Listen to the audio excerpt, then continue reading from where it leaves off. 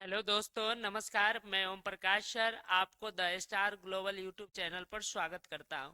पिछले क्लास में हम लोग बच्चे की दुआ पार्ट पढ़े थे, उसका ऑब्जेक्टिव सब्जेक्टिव क्वेश्चन आंसर पढ़े थे। आज हम लोग नए चैप्टर के साथ आज जो है हम लोग को एक नए चैप्टर अध्याय 9 पढ़ना है, जिसका अशोक का सत्याग नाम है। मगध के महान सम्राट अशोक की कहानी इस अध्याय में पढ़ेंगे, जो एक समय युद्ध की बात करता था, बाद में बुद्ध की शरण में चला गया था। उसी के बारे में इस अध्याय में हम लोग को पढ़ना है, मगध के इस महान सम्राट अशोक के बारे में। चलिए आइए आज हम लोग शुरू करते हैं क्लास 10th बिहार बोर्ड के नन हिंदी के चैप्टर 9, जिसका नाम है अशोक का शस्त्र त्याग। आज हम लोग इसको शुरू करते हैं। चलिए आप लोग बड़ी बहुत ही ध्यान से पढ़िएगा, और काफी अच्छा यह अशोक के शस्त्र त्याग वंशीधर श्रीवास्तव द्वारा रचित एक नाटक के रूप में दिया हुआ है। यह शानदार चैप्टरों में से एक है। चलिए शुरू करते हैं अध्याय 9, जिसका नाम है अशोक का शस्त्र त्याग। ठीक है बच्चों, आइए शुरू करते हैं। वंशीधर श्रीवास्तव द्वारा रचित यह एकांकी है अशोक का शस्त्र त्याग।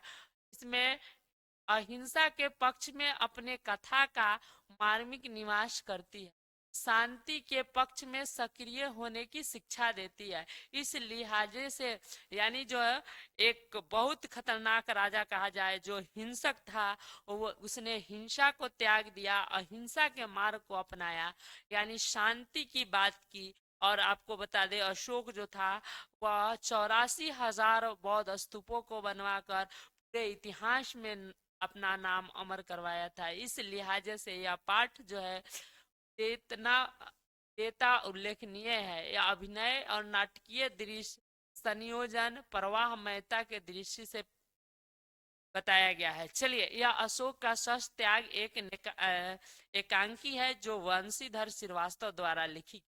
चलिए शुरू करते हैं। पहला दृश्य शुरू होता है। पहला दृश्य एक मैदान में मगध के जो सैनिक है वह शिविर लगे हैं। बीच में मगध की पताका फहरा रही है।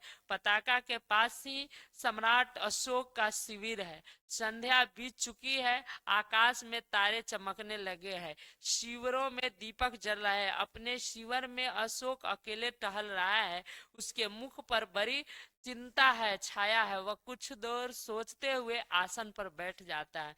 यानी अशोक जो है मैदान में शिविर लगा हुआ है, मगध की पताका फहरा रही है, संध्या बीत चुकी है, शिविर में दीपक जला है। अशोक जो है बड़ी चिंतित है, बड़ी चिंता में कुछ सोच रहा है। सोच क्या रहता है? अशोक स्वतः सोचता है कि आज 4 साल से यह कलिंग के युद्ध को मैंने जो है लड़ रहा हूँ। कलिंग आज भी जीता नहीं जा सका है। दोनों ओर से लाखों आदमी मारे गए और लाखों आदमी घायल हुए, और आज भी हम परिणाम असफल होगा। क्या होगा इसका परिणाम? तभी द्वारपाल आता है, सिर झुकाकर कहता है, सिर झुकाकर बोलता है, राजन संवाददाता आना चाहता है। तो अशोक बोलता है, आने दो। चलिए, यानी जो है संवाददाता सूचना वाला आया है कुछ सूचना लेकर। संवाददाता प्रवेश कर कहता है, महाराज अशोक की जय हो। शुभ समाचार यह है कि गुप्तचर जो है समाचार लाया है कि कलिंग महाराज लड़ाई में मारे गए हैं। कलिंग महाराज जो है लड़ाई में मारे गए हैं। अशोक पूछता है, अशोक प्रशंसा पूर्वक, मारे गए हैं तो मगध की विजय हुई, कलिंग जीत लिया गया। संवाददाता चुप रहता है। अशोक बोलते क्यों नहीं? तुम क्यों चुप हो?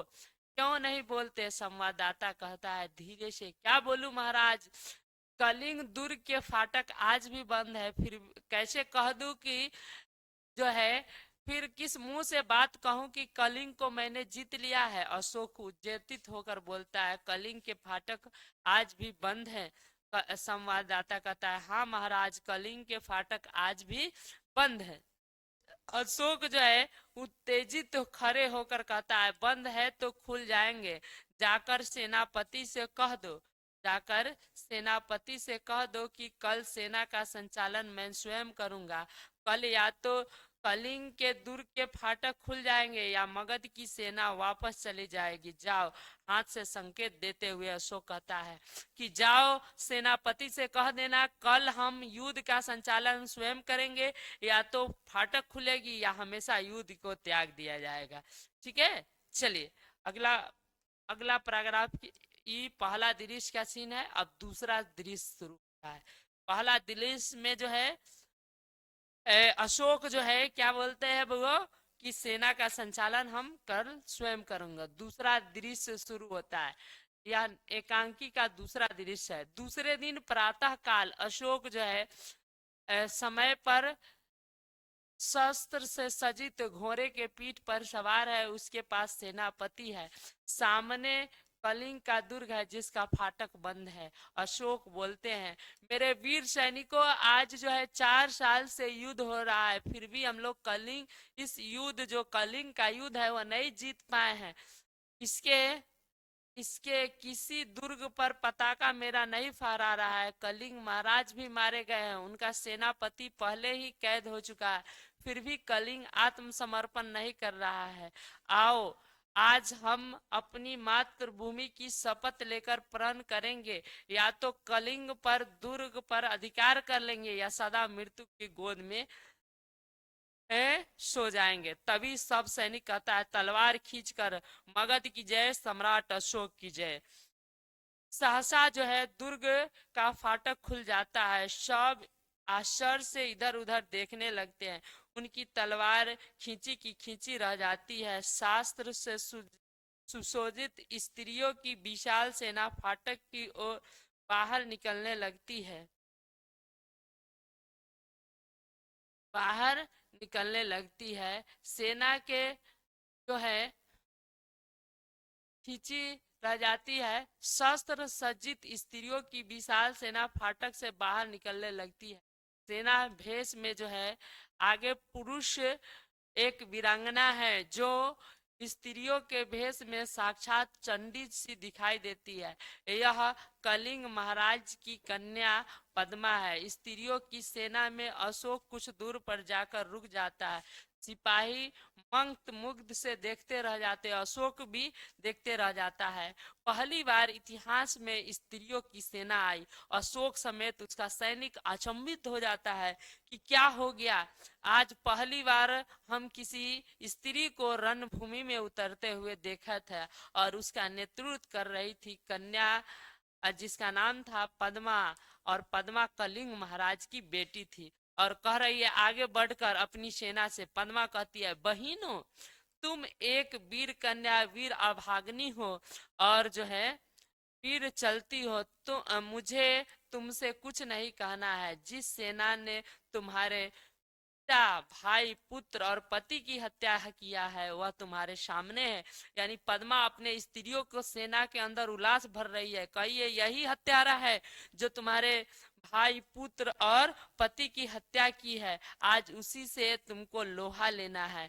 तुम प्रण करो कि जन्मभूमि के लिए पराधीन होते और देखने से पहले तुम सदा अपनी आंखों बंद कर लेगी। अशोक स्वतः यह कौन है? क्या साक्षात कलिंग महाराज की जो है कौन है? अशोक स्वतः कौन है? साक्षात कलिंग की रक्षा करने के लिए युद्ध भूमि में उतर आई है। माने अशोक पूछता है कौन है जो साक्षात जो है युद्ध भूमि में उतरने आई है।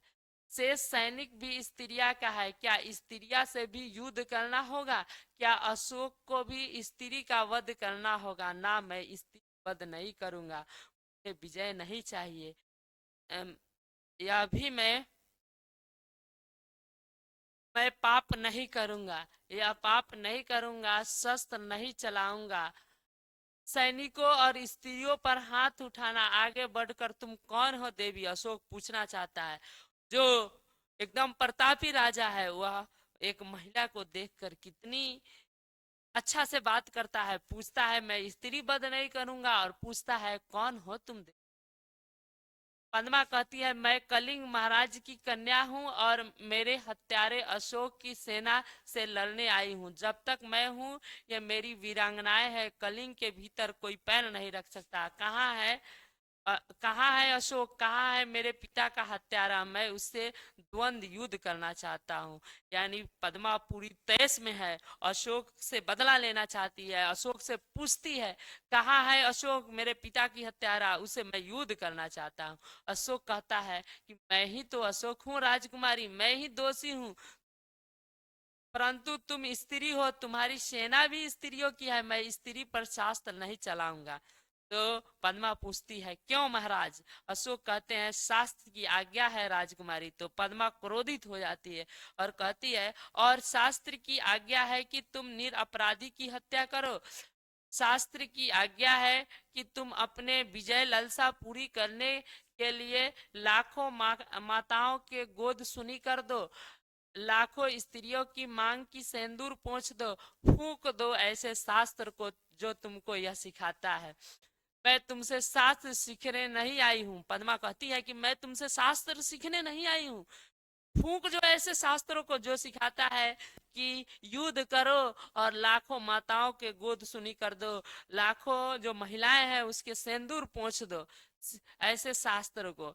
मैं तुमसे शास्त्र सीखने नहीं, शास्त्र से शस्त्रों से युद्ध करने आए हूँ। तुम हत्यारे हो, मैं अपनी बलि चढ़ाकर तुम्हारे खून को प्यास बुझाने आई हूँ। मैं अपने सिपाहियों से कहो कि तलवार उठाए, और कलिंग की स्त्रियां भी तुमसे कुछ नहीं चाहती, केवल युद्ध चाहती है। अशोक सिर झुका लेता है। जो अशोक कभी किसी के सामने हार नहीं माना था, वह एक महिला के सामने निम्रता से अपने सिर को झुका लिया था। चलिए, पद्मा कहती है, क्यों क्यों सिर झुका लियो महाराज, मैं आपसे युद्ध चाहती हूँ, केवल युद्ध। आज आपके बीच भीषण युद्ध की पूर्णाहुति हो। पद्मा कहती है, यानी पद्मा ललकार रही है, फिर भी अशोक युद्ध करने के लिए तैयार नहीं है। अगला अगला लाइन है, अशोक कहता है, बहुत हो चुका राजकुमारी, मैं युद्ध नहीं करूंगा, मैं युद्ध नहीं करूंगा, तलवार नीचे फेंक देता है। पद्मा, यह क्या महाराज? अशोक कहता है, अपने तुम भी तलवार फेंक दो, आज से जो अशोक राजा है यह कभी नहीं कहेगा कि तुम युद्ध करो, कभी तुमसे आक्रमण करने की आज्ञा नहीं देगा, फेंक दो अपनी तलवारें। अशोक जो है सैनिकों से कहता है, फेंक दो अपनी तलवार, यह जो अशोक राजा है आज के बाद कभी नहीं तुमको चाहेगा, कहेगा युद्ध करने के लिए। सभी सैनिक अपनी अपनी तलवार फेंक देते हैं। पद्मा आगे बढ़कर, मैं फुलावे में नहीं आ सकती महाराज, मैं तुमसे युद्ध करना चाहता हूँ, अपने पिता की बदला लेना चाहता हूँ। अशोक कहता है, सिर झुका करते, ले लीजिए बदला राजकुमारी, मैं तो अपराधी हूँ। जिस दिन अशोक ने लाखों सर काटा, अशोक का सिर जो है आज तक कभी किसी के सामने नहीं झुका, वह आपके आगे नतमस्तक है। काट लीजिए मेरा सिर, अब मेरे हथियार मैं नहीं चलाऊंगा, मेरी प्रतिज्ञा अटल है। अशोक जो है सिर झुकाकर खड़ा हो जाता। तब पद्मा कहती है कि जाइए महाराज, स्त्रियां भी इस निहत्थे पर वार नहीं करेगी, आप अपनी प्रतिज्ञा के लिए जीवित रहिएगा। पद्मा अपनी स्त्रियों की सेना को लेकर अपने राज्य के दुर्ग के अंदर चला जाती है। तभी दूसरा दृश्य शुरू है। अशोक इस युद्ध में इतना खून भरा, खून से पूरा जमीन लाल हो गया था। अशोक को युद्ध नाम से घृणा होने लगी और उन्होंने प्रण किया कि अब जो है हम कभी युद्ध नहीं करेंगे, युद्ध को त्याग के बुद्ध को मार्ग को अपनाए, जो हम लोग तीसरा दृश्य में पढ़ेंगे। चलिए शुरू करते हैं तीसरा दृश्य। तीसरा दृश्य की शुरुआत होती है अशोक अशोक और उनके सभी साथी सरदार पीले वस्त्र धारण किए, उनके सामने एक बौद्ध भिक्षुक बैठे हुए। उस बौद्ध भिक्षुक का नाम था उपगुप्त, जो सम्राट अशोक को बौद्ध धर्म की दीक्षा दिया था। अशोक कहता है, अशोक कहो, अशोक से कहता है, कहो मैं प्रतिज्ञा करता हूँ। अशोक बोलते हैं, मैं प्रतिज्ञा करता हूँ। बौद्ध भिक्षुक बोलते हैं, जब तक मेरे शरीर में प्राण रहेंगे। अशोक बोलता है, जब तक मेरे शरीर में प्राण रहेंगे अहिंसा ही मेरा धर्म होगा। बौद्ध भिक्षुक बोलते हैं अहिंसा ही मेरा धर्म होगा, मैंने कभी किसी का खून नहीं बहाऊंगा, कभी युद्ध नहीं करूंगा, अहिंसा ही मेरा धर्म होगा। अशोक बोलता है फिर बौद्ध भिक्षुक, सबसे प्रेम करूंगा, करुणा की सदा व्रत सब आप सबको मिलेगा, और सबसे प्रेम करूंगा, करुणा का सदा व्रत रखूंगा, आप हमको मिल। अशोक बोलते हैं मैं सबसे प्रेम करूंगा, मेरी करुणा सदा व्रत आपको मिलेगा। बौद्ध भिक्षुक बोलते हैं प्रतिज्ञा करो कि जब तक जीवित रहूंगा प्रजा की भलाई करूंगा। अशोक बोलते हैं और सभी प्राणियों को दुख और शांति पहुंचाने का प्रयत्न करूंगा, और सभी धर्मों को समान दृष्टि से देखूंगा। अशोक जो है यह प्रण करता है। अशोक प्रण करते हैं कि मैं प्रतिज्ञा करता हूं मैं शक्ति भर आपके आज्ञा का पालन करूंगा। तो बौद्ध भिक्षुक बोलते हैं बोलो बुद्धम शरणम गच्छामि, धर्मम शरणम गच्छामि, संघम शरणम गच्छामि। उसके बाद सभी लोग बोलते हैं बुद्धम शरणम गच्छामि, धर्मम शरणम गच्छामि, संघम शरणम गच्छामि। इसका अर्थ होता है कि मैं बुद्ध के शरण में जाता हूँ, मैं धम्म के शरण में जाता हूँ, मैं संघ के शरण में जाता हूँ, यानी बुद्ध के सिद्धांतों को मानता हूँ, अहिंसा मानूंगा, जब तक मेरे अंदर प्राण रहेंगे जनता की भलाई के लिए काम करूंगा, किसी पर अत्याचार नहीं करूंगा, हर एक जीवों को देखूंगा, सभी धर्मों को समान निष्ठा पूर्वक देखूंगा। यही अशोक प्रतिज्ञा करते हैं। चलिए इसके कुछ शब्दार्थ है जो परीक्षा में आ सकते हैं, शब्दार्थ बता देते हैं। शास्त्र, शास्त्र माने होता है हाथ को थाम कर चलाए जाने वाला हथियार जैसे तलवार। त्याग माने होता है छोड़ना। संवाददाता माने संवाद पहुंचाने वाला गुप्तचर, माने छिप कर टोह करने वाला जासूस। संचालन, संचालन माने नेतृत्व सुचारू करने वाला। आत्मसमर्पण माने अपने आप को उपस्थित करने वाला, स्वयं को पकड़ जाने वाला। पराधीन दूसरे के अधीन रहने वाला। वीरंगनाएं माने वीर महिला, युद्ध में लड़ने वाली। साक्षात्कार माने सामने। प्रतिज्ञा माने प्रण या निश्चय। चलिए फिर मिलेंगे अगले अगले क्लास में जिसमें हम लोग इसका वस्तुनिष्ठ पढ़ेंगे। आपको यह चैप्टर अच्छा लगा होगा उम्मीद है।